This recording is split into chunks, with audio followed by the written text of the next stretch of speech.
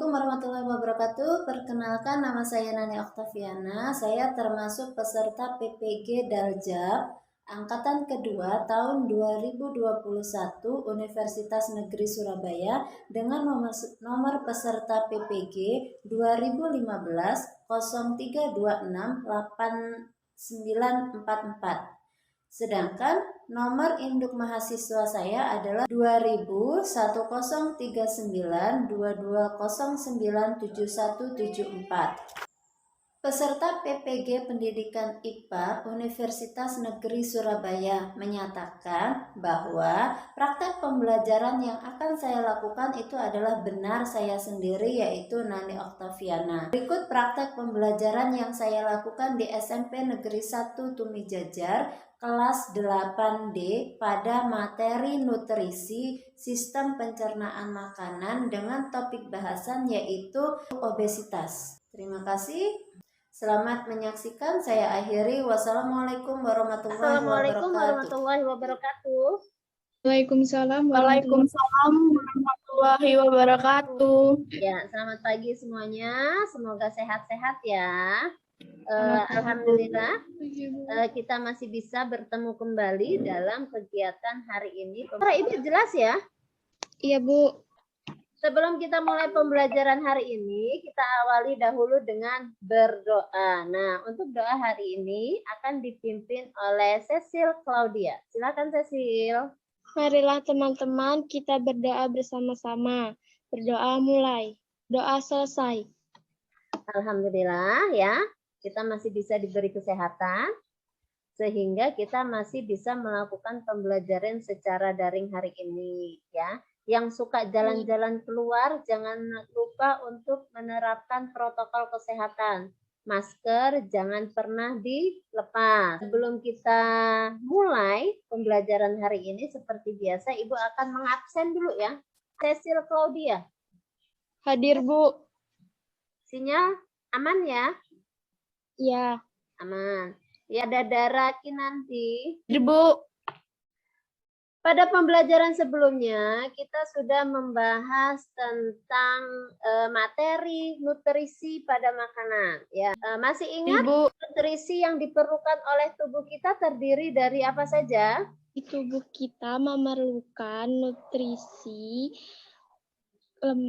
nutrisi, karbohidrat, lemak, dan vitamin. Ya, itu jenis nutrisi yang diperlukan oleh tubuh kita. Nah, nutrisi-nutrisi tersebut diperlukan dalam jumlah yang seimbang, tidak boleh kurang dan juga tidak boleh lebih. Nah, Ibu akan menampilkan PowerPoint berhubungan dengan materi hari ini ya. Di makanan itu yang akan kita pelajari pada hari ini. Ini gambar apa? Gambar mie sama nugget. Mie dan juga nugget. Nah, kira-kira nih nutrisi yang terkandung di dalam dua jenis makanan ini ada nutrisi apa saja? Saya, Bu. Oh, boleh ya. Kalau mie itu mengandung karbohidrat, Bu, karena mie terbuat dari tepung. Sedangkan nugget itu mengandung karbohidrat dan protein karena terbuat dari tepung dan daging. Di mana daging merupakan salah satu sumber protein. Ya, betul sekali. Ada nugget, ada proteinnya karena terbuat dari daging meskipun kandungan proteinnya itu hanya sedikit. Nah, kalau kalian setiap hari nih misalnya hanya mengkonsumsi mie instan dan nugget, kira-kira kebutuhan nutrisi kalian apakah sudah terpenuhi? Belum, Bu. Ya, kenapa belum? Karena belum ada sayur mayur dan lain-lain. Ya, karena belum ada sayur-mayur sebagai sumber serat, kemudian tidak ada buah-buahan sebagai sumber vitamin. Namun yang diperoleh dari mie dan nugget hanya apa tadi? Karbohidrat dan protein. Ya, hanya betul sekali. Ya, hanya karbohidrat dan protein. Nah, sekarang nih Terlalu banyak mengkonsumsi karbohidrat. terlalu banyak mengkonsumsi karbohidrat sudah seperti ini nanti akan menimbulkan beberapa gangguan yang lain. Nah, ada yang ingin kalian tanyakan sebelum kita lanjut? Ada, Bu. Ya, silakan. Saya kan punya teman, tuh kalau makan sedikit sekali. Katanya diet, tapi badannya tetap gemuk. Kalau saya makannya banyak, tapi tetap gini-gini aja, Bu. Nggak bisa gemuk. Kenapa ya? Oh iya, kenapa ya? Kok si Dara ini makan banyak, makan sedikit, nggak berpengaruh dengan badannya. Kemudian kalau temennya itu kalau makan banyak, dia akan menjadi gemuk. Ya, ada pertanyaan lain lagi selain Dara? Bu, Ya, apakah dengan mengurangi porsi makan bisa menurunkan berat badan? ya. Apakah dengan mengurangi porsi makan bisa menurunkan berat badan? Itu yang kedua. Yuk, ada pertanyaan lagi sebelum kita lanjut? Bu, apakah mengemil makanan itu termasuk sehat? Setelah ini, untuk menjawab pertanyaan-pertanyaan kalian, Ibu akan mendatangkan seorang narasumber, yaitu Ibu Martina yang berprofesi sebagai ahli gizi. Nah, sebelum kita melanjutkan ke sesi diskusi dengan narasumber kita harus membuat yang namanya rumusan masalah. Rumusan masalah itu adalah suatu permasalahan yang harus kita pecahkan dalam pembelajaran hari ini. Yuk, kira-kira apa ya rumusan masalahnya? Bagaimana cara mencegah obesitas pada remaja? Tujuan pembelajaran hari ini adalah yang pertama nih, setelah kalian melakukan diskusi dengan narasumber dan melakukan literasi dari artikel yang sudah Ibu kirimkan, kalian yang pertama Mampu menjelaskan pengertian obesitas. Yang kedua, mampu menganalisis faktor-faktor penyebab obesitas. Yang ketiga, mampu menganalisis pola makan untuk mencegah terjadinya obesitas. Dan yang keempat, mampu menganalisis diet sehat bagi penderita obesitas. Ya. Jadi harapannya setelah kalian belajar hari ini, itu kalian dapat mengetahui cara mencegah terjadinya obesitas pada remaja. Biar kalian ini tidak menderita obesitas. Kemudian penilaian yang Ibu lakukan seperti biasa, yaitu penilaian pengetahuan yang akan Ibu lakukan di akhir pembelajaran, ya. Kemudian yang kedua, itu ada penilaian sikap yang Ibu amati ketika kalian melakukan wawancara. Dan yang ketiga, itu ada penilaian keterampilan. Penilaian keterampilan juga Ibu lakukan ketika kalian melakukan wawancara dan juga presentasi hasil diskusinya. Ini narasumber kita sudah masuk, jadi untuk mengefisiensikan waktu, silahkan kalian melakukan diskusi dengan narasumber kita. Nah, sebelumnya mungkin narasumber kita yaitu Ibu Martina akan perkenalan terlebih dahulu dan kelas saya serahkan kepada Ibu Martina. Monggo. Ini dari mana tulang bawangnya? Ya. Ya, Ya, Bu. Ya, Bu. Udah, kita perkenalan dulu ya. Ya, Bu. Ya. Sebelumnya perkenalkan dulu. Manggilnya apa nih? Mbak aja kali ya? Ibu ketuaan banget. Manggilnya Mbak aja ya, Mbak Tina aja. Perkenalkan nama Mbak Martina Pusajita. Mbak ahli gizi di Puskesmas Maja, Marga Punduh. Pada tahu belum profesi ahli gizi itu gimana? Ahli gizi sudah pernah dengar. Udah pernah dengar, cuman nggak tahu ngapain aja. Yang taunya masak ya. Iya. Jadi sampai sekarang udah 3 tahunan ya bekerja sebagai ahli gizi di Puskesmas. Cuman kalau ahli gizi nggak cuma di Puskesmas aja sebenarnya. Kalau untuk profesi sendiri bisa di rumah sakit, bisa lagi di kayak perusahaan-perusahaan, bisa lagi di tempat catering. Jadi sekarang semua kan sekarang banyak jajanan tuh yang kita beli, pasti ada tuh kandungan gizinya. Jadi dapetin hasil kandungan gizi dari berbagai snack yang kita buka tuh di belakangnya pasti ada tulisan kandungan gizi, itu pasti dia punya ahli gizi di tempat perusahaan tersebut. Ahli gizi sendiri itu ada yang dibagi, kalau Puskesmas ada bagiannya masyarakat, kita kenalnya. Kalau yang di rumah sakit bagian klinik. Bedanya apa? Bedanya kalau di masyarakat kita mengikut semua yang ada di masyarakat. Kebanyakan yang di posyandu, yang nama kita kenal posyandu. Bisa juga pelayanan dari rawat jalan. Kalau puskesmasnya rawat jalan. Tapi kalau puskesmasnya ada rawat inap, jadi dia juga melakukan pelayanan rawat inap. Jadi kegiatan dia sama yang kayak dilakukan di rumah sakit. Cuman bedanya kalau di rumah sakit, dia fokus pada pasien yang benar-benar ngedaftar untuk berobat dan punya keluhan penyakit tertentu. Tapi kalau di masyarakat, kayak di puskesmas, dia cakupannya lebih luas lagi. Dia harus ngeliatin status gizinya balita, bayi, ibu hamil. Kalau misalnya ada balita yang ini nih berat badannya kurang, jadi yang nanganin dia ahli gizinya, bekerja sama dengan bidan desa dan dokter yang ada di puskesmas.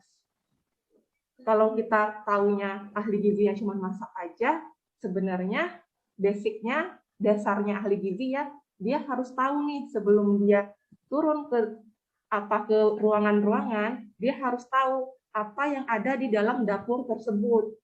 Contohnya nih, kalau dia di rumah sakit, sebelum kalian ngelihat mbak-mbak nih, mbak-mbak gizi udah duduk manis tuh di ruangan, kalau nggak ke pasien-pasien tuh, udah pada kayak, oh enak banget nih jadi ahli gizinya. Nah, nggak seperti itu. Sebelum mereka terjun ke ruangan, mereka harus hafal nih, apa kayak jenis masakan, terus apa aja bahan makanan yang ada di dalam dapur rumah sakit tersebut. Jadi dia harus tahu nih, misalnya tahu, simpel kan ya, kita tahunya cuma makan aja. Cuman di dalam kita seorang ahli gizi, dia harus tahu tahu tersebut datangnya dari mana, kebutuhannya berapa untuk per pasien. Kebutuhannya berapa untuk per pasien. Jadi nggak kita belinya segini, kita kasihnya segini. Kita punya hitungan tersendiri. Ada berapa bed pasien, berapa kali pasiennya makan, terus ada pasien nggak yang alergi tahu. Kalau misalnya alergi tahu, kita ganti menu yang lain. Nah, makanya itu sebelum mereka terjun kayak nulis resep diet-diet yang ada di buat pasien tersebut, mereka harus tahu kondisi dapurnya seperti apa. Bahan tersebut ada nggak? Jangan nih, tiba-tiba kita ngeresepin pizza nih buat pasien luar negeri misalnya. Terus bahan makanannya yang ada cuma wortel, kentang, terus kayak jagung. Terus gimana kita mau bikinnya? Kan nggak mungkin. Jadi kita harus tahu kondisi dapur, baru kita bisa buat nerapin ke pasien dan kita nulis list menunya. Itu untuk pasien biasa. Kalau buat pasien yang bermasalah gizi gimana? Kalian yang taunya diet pasien bermasalah gizi apa aja? Kekurangan berat badan itu termasuk nggak, Bu? Ya, benar, termasuk. Pasien yang biasanya konsultasi gizi, yang kalau kita untuk bikin asuhannya lebih lanjut, biasanya pasien diabetes mellitus. Pasien yang tadi, yang kekurangan berat badan, bisa. Juga itu perlu asuhan gizi. Gimana nih cara naikin berat badan? Terus pasien yang tensinya sering tinggi, hipertensi, itu juga bisa.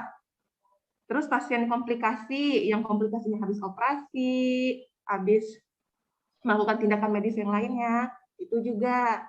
Dan yang mau kita bahas ini, pasien juga dengan kelebihan berat badan, atau kita kenal dengan obesitas. Tahu Arya? Sekarang dia udah nerapin diet, dan perubahannya udah bagus banget itu. Kan itu yang memerlukan asuhan gizi. Biasanya ada pendampingan dari dokter dan ahli gizinya. Jadi kalau gizi itu nggak seputaran tentang masak aja. Kalau bilang ahli gizi tukang masak di rumah sakit, berarti dia nggak tahu gimana nih sekolah gizi. Ada lagi nggak yang mau ditanya tentang ahli gizi? Udah pernah dengar obesitas? Udah. Apa itu? Cecil ya? Cecil, coba jelasin apa itu obesitas. Obesitas adalah lemak yang berlebih. Benar. Nah, kalau bedanya obesitas sama overweight juga kelebihan. Kelebihan apa itu? Obesitas sama overweight, dia itu sama-sama kelebihan. Kalau obesitas kelebihan lemak, kalau untuk overweight kelebihan berat badan.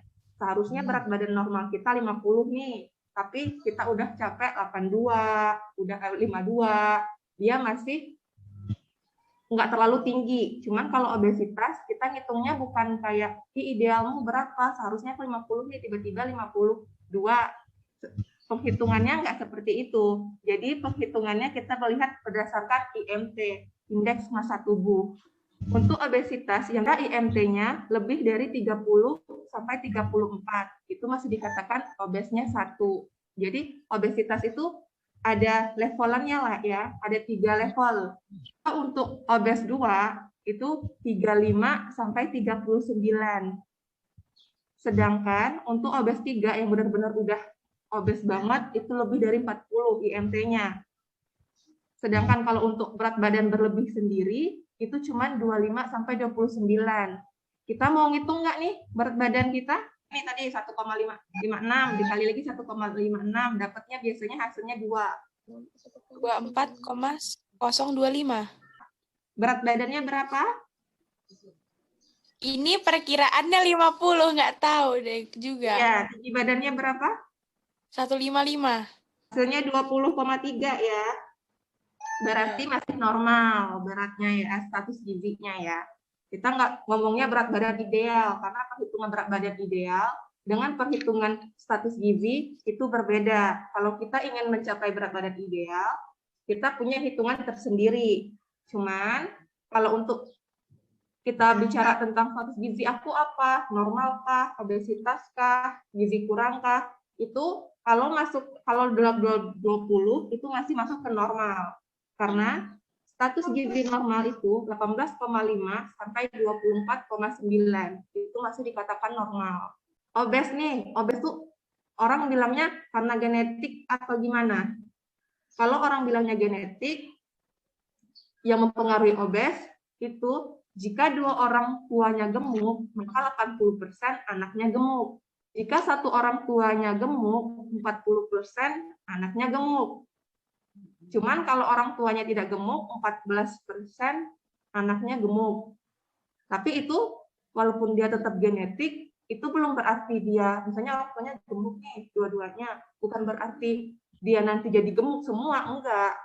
Karena kan namanya kita masa pertumbuhan, jadi kita bisa ngelakuin diet, kayak terus bisa olahraga, pengaturan pola makannya bagus, itu ya tetap bisa kembali ke normal. Kalau faktor lingkungan, bisa karena diet, itu bisa mempengaruhi obesitas.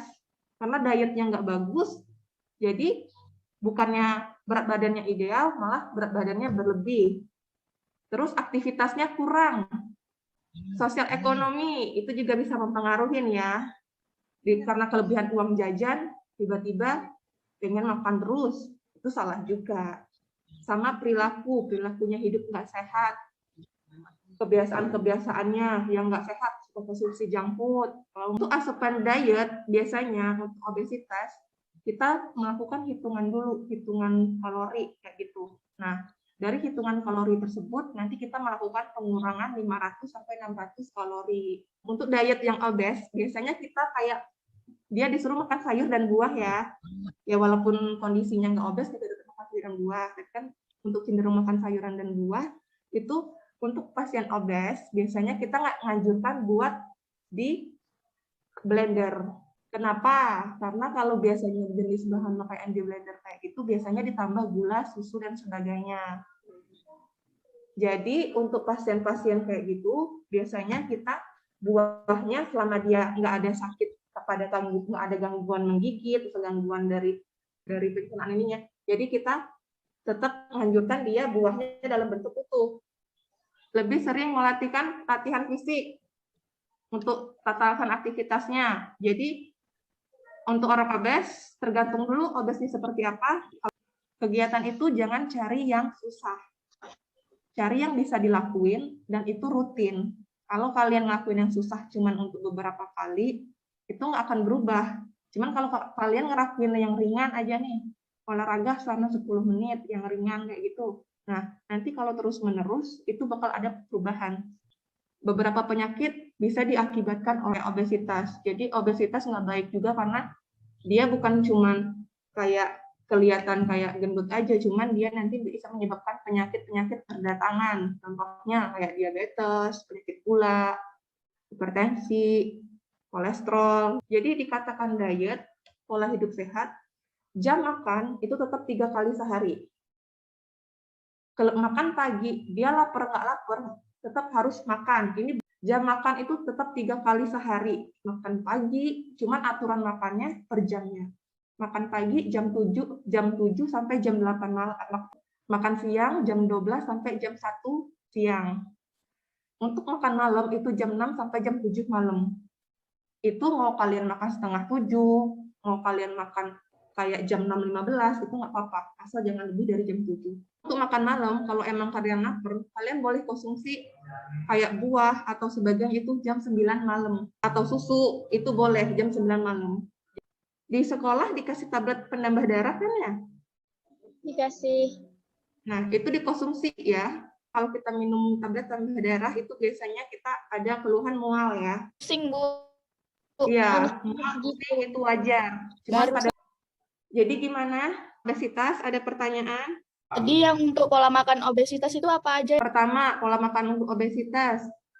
Kita atur dulu, hitung dulu kalorinya dia. Hitung dulu, dilihat dulu IMT-nya, status gizinya. Dia masuk kategori obes ke berapa? Ke 1 kah? Ke 2 kah? Ke 3 kah? Itu kita lihat dulu. Baru nanti kita hitung dulu kebutuhannya. Namanya siapa? Si A ini, kita hitung dulu kebutuhannya dia. Terus kita melakukan pengurangan kalori. Baru nanti kita menentukan rancangan menu buat si pasien ini. Kita anjurkan buat si pasien buat menjaga aktivitas dia, untuk olahraganya dia. Jadi selain dia mengatur pola dietnya, dilihat dari makanannya dan sebagainya, pola jam makannya, dia harus mengatur juga tentang aktivitasnya. Dia harus olahraga. Cuman ada beberapa kondisi pasien yang emang kayak biasanya obesnya obes 3 ya, yang lebih ya. Biasanya dia susah untuk penurunan berat badan. Karena itu makanya harus ada pendampingan selain dari ahli gizi, itu ada pendampingan dari dokternya. Kenapa? Apakah karena aktivitas metabolisme tubuhnya terganggu atau apa? Makanya pendampingannya nggak cuma dari ahli gizi, tetapi harus didampingin sama dokternya. Harus kolaborasi. Kalau itu biasanya obesnya udah obes tinggi. Ucapkan terima kasih nih buat Mbak Tina yang sudah menyempatkan waktunya untuk memberikan pemaparan kepada kelas 8D. Ya, kita tutup ya. Iya Mbak, terima kasih. Sudah diundang buat kenal sama anak yang luar biasa ini. Ada penjelasan yang dikurang dimengerti, Mbak mohon maaf ya kalau menjelaskannya cepetan atau apa ada yang kurang. Mbak mohon maaf ya. Terima kasih. Semoga Iya, sampai ketemu lagi ya. Assalamualaikum. Waalaikumsalam warahmatullahi wabarakatuh. Terima kasih, selamat bertugas kembali. Tetap jelas dengan penjelasan dari narasumber tadi ya, dari Mbak Tina, panjang lebar sudah cukup jelas.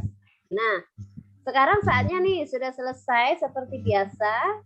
Saatnya kalian menampilkan hasil diskusi tadi ya, penjelasan dari narasumber yang sudah disampaikan tadi, apa yang kalian dapatkan. Yuk, siapa yang ingin menyampaikan terlebih dahulu? Pok 1. Oh iya, Dara. Ayo Dara. Obesitas merupakan penumpukan lemak yang berlebihan, penyebab obesitas dan kelebihan berat badan. Yang pertama ada faktor genetik.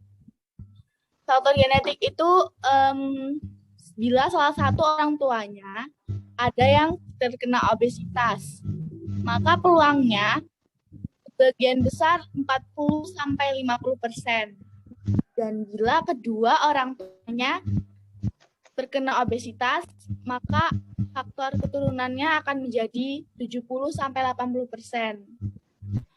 Untuk faktor lingkungan, ada pola makan dan pola aktivitas fisik. Pola makan itu jumlah asupan energi yang berlebihan, dapat menyebabkan kelebihan berat badan. Atau kayak jenis-jenis makanannya itu ada gula, gitu pokoknya. Terus ada pola aktivitas fisik, kurang gerak, menyebabkan tidak maksimalnya energi kita sehingga meningkatkan resiko obesitas. Lalu ada faktor obat-obatan dan hormon. Faktor obat-obatan itu ada jenis obat steroid yang sering digunakan dalam jangka waktu yang lama untuk terapi asma. Dan alergi dapat menyebabkan nafsu makan yang meningkat, sehingga meningkatkan resiko obesitas. Kalau hormon itu berperan dalam kejadian obesitas, antara lain adalah hormon leptin, ghrelin, tiroid, insulin, dan estrogen. Dampak obesitas itu ada metabolitik. Metabolitik itu adalah lingkaran perut pada ukuran tertentu, akan berdampak pada peningkatan trigliserida dan penurunan kolesterol atau kolesterol HDL, serta meningkatkan tekanan darah. Keadaan ini disebut dengan sindrom metabolitik. Penyakit-penyakitnya itu ada stroke, asma, perlemakan hati, sirosis, batu empedu, gangguan mens infertilitas, kanker payudara, ginjal, kolon, pankreas, prostat. Pola makannya itu harus pertama menghitung kalori, terus pengurangan kalori. Kalau mau makan, porsi nasinya berbeda dari biasanya. Lalu cara mencegahnya itu kita harus makan makanan sehat seperti sayur, buah, kacang, biji-bijian, ikan, telur, serta daging ayam dan sapi tanpa lemak. Terus makan secukupnya. Yang ketiga, boleh ngemil, tapi porsi dan pilihan makannya diperhatikan. Kita harus memperhatikan karbohidrat, protein, dan lemak. Karbohidrat itu seperti nasi, gandum, sayur, dan buah. Kalau protein itu ada tahu dan tempe. Kita akan membuat kesimpulan dari hasil pembelajaran hari ini, dari hasil diskusi dengan narasumber kita. Nah, kita sudah memperoleh banyak tadi ya tentang jenis-jenis obesitas, kemudian ada faktor yang mempengaruhi obesitas, kemudian bagaimana cara mencegah obesitas, kemudian komposisi makanan seimbang agar kita terhindar dari obesitas. Baiklah, untuk kesimpulan pembelajaran hari ini, siapa yang akan membuat kesimpulan pertama? Saya, Oke, Bu. Cecil, ya. Kesimpulan dari kegiatan pembelajaran hari ini adalah obesitas merupakan penumpukan lemak yang berlebihan. Untuk kesimpulan yang kedua, siapa yang ingin membuat kesimpulannya? Faktor yang menyebabkan obesitas tadi apa? Genetik, faktor Genetik, lingkungan, faktor hormonal. Kemudian tadi ada faktor ekonomi. Karena ekonominya baik, uang jajannya banyak, jadi jajannya juga berlebih. Kemudian, makanan yang seperti apa yang dapat menyebabkan obesitas? Ini makanan yang dapat energi yang tinggi lemak, gula, serta kurang sehat menyebabkan tidak seimbang energi. Asam. Manis dan asam. Tadi ada yang Lemak, tinggi gula, lemak. serta kurang sehat. Tinggi lemak, jenis makanan yang kurang sehat atau junk food ya. Terus, bagaimana pola hidup yang baik untuk mencegah obesitas? Pola makan, pola aktivitas fisik, pola emosi makan, pola tidur atau istirahat. Nah, seperti biasa, di akhir pembelajaran, Ibu selalu mengadakan yang namanya evaluasi pembelajaran. Untuk link evaluasi pembelajaran sudah Ibu kirimkan ya di grup. Ya, silakan masuk ke dalam link Google formulir ya. Google, silakan di sini tuliskan nama dan pilih kelasnya. Ibu beri waktu 15 menit ya. Ya, sudah. Ya, untuk pembelajaran hari ini alhamdulillah sudah selesai. Jadi, beberapa kesimpulan yang kita peroleh hari ini adalah: 1. Jika makan kita berlebih akan menyebabkan obesitas pada peserta didik ya. Kemudian, untuk pertemuan selanjutnya kita akan membahas tentang organ-organ pencernaan pada manusia. Ibu akhiri untuk pembelajaran hari ini. Kalau sudah tidak ada pertanyaan, Ibu akhiri. Wassalamualaikum warahmatullahi wabarakatuh. Waalaikumsalam. Waalaikumsalam warahmatullahi wabarakatuh. Oke.